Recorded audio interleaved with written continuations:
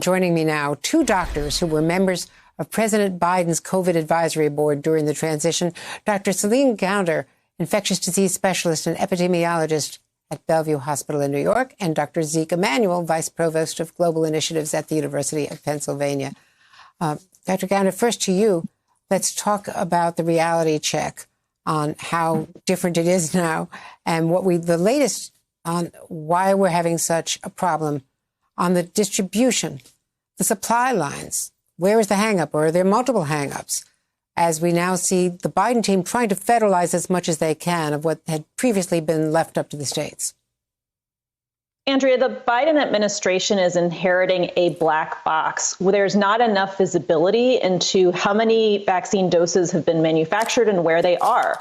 So you have vaccine doses that are coming off the production line. You have some sitting in pharmaceutical company warehouses, others that have been allocated to the states, which means they have the state's name on it, but maybe the state hasn't ordered them yet. And then you have the doses that have made it to the states. And we are very confused right now about how many doses there are and where they are. And that makes it very difficult then to plan on the ground. If you don't know how many vaccine doses are coming to your clinic, how many appointments to be scheduling. And so that's something that really needs to be straightened out very soon here.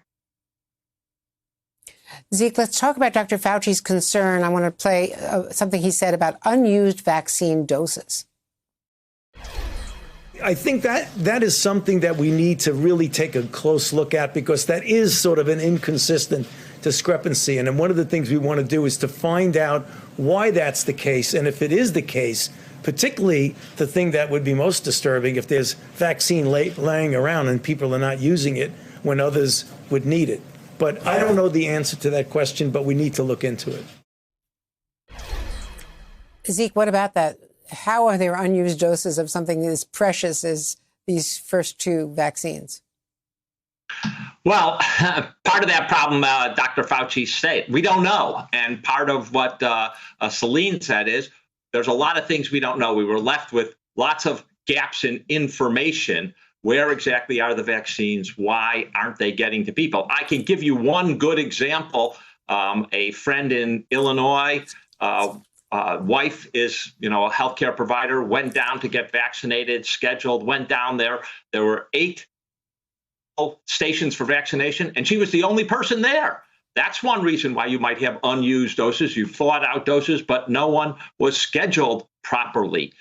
So I think the Biden administration is taking a very coordinated look at this. One is to get resources to state and local public health departments to be able to coordinate better and efficiently. Another, as Celine said, to get predictability, not just a few days ahead of time when you're going to get vaccine, but weeks ahead of time so state and local health departments can plan for it. And then also increase the channels to make sure every community has access to the vaccine. The mass vaccination sites like the Javits Center and stadiums, mobile units, federally qualified health centers, just increase the channel so we're not having any vaccines sitting around. And all of that is in the president's plan. It's well thought out, and I think going to make a big difference to the experience of people to get vaccine. And importantly, not leaving the states on their own. Using FEMA, in fact, is one of the new changes. Zeke, I also wanted to ask you about something Boris Johnson just said. I know I'm hitting with you with something that just occurred, but in the UK, they're saying that there is now beginning evidence that this new variant, the mutation there, is not only more contagious, more communicable, but that the mortality rate is higher. Is there, any medical information that you've heard from your colleagues over there? No, I haven't seen that report.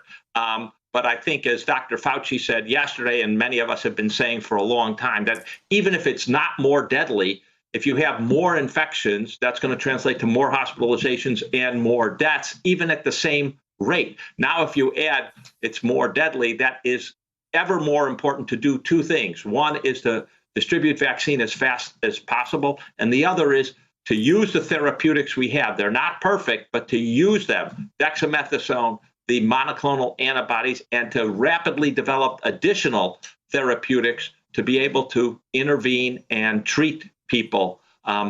Very urgent. And again, the president's rescue plan has $3 billion for developing therapeutics. So It's already been thought about and put in that plan, and we made some, as the advisory committee, made serious recommendations to that effect. In fact, we had NBC investigative reporting on the monoclonal antibodies not being used. I'm going to put that online. I'll put that up on my account and repeat what was on Nightly News the other night. It's an astounding fact. Our colleague, Christian, I think Galbraith was working on that. Galbraith was working on that. Celine Gounder, Dr. Gounder, let me ask you also about Dr. Fauci and President Biden, both saying they're still feeling confident about that goal of 100 doses in 100 days. Do you really think they can ramp up that quickly? I think much of this is going to hinge on whether Congress approves Biden's America Rescue Plan, this $1.9 trillion with a T dollar plan to rescue the American economy and rescue the American people from the coronavirus pandemic.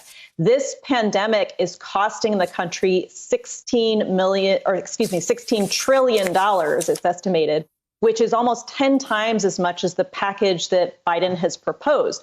But without that money, without those resources, we cannot do the work that we want to do. So Congress really needs to cooperate, to collaborate, so that we can work together on this.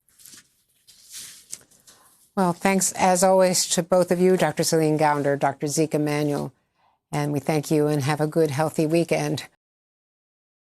Hey, thanks for watching our YouTube channel. You should know that you can follow today's top stories and breaking news and catch up on your favorite MSNBC shows all in one place. Download the NBC News app today.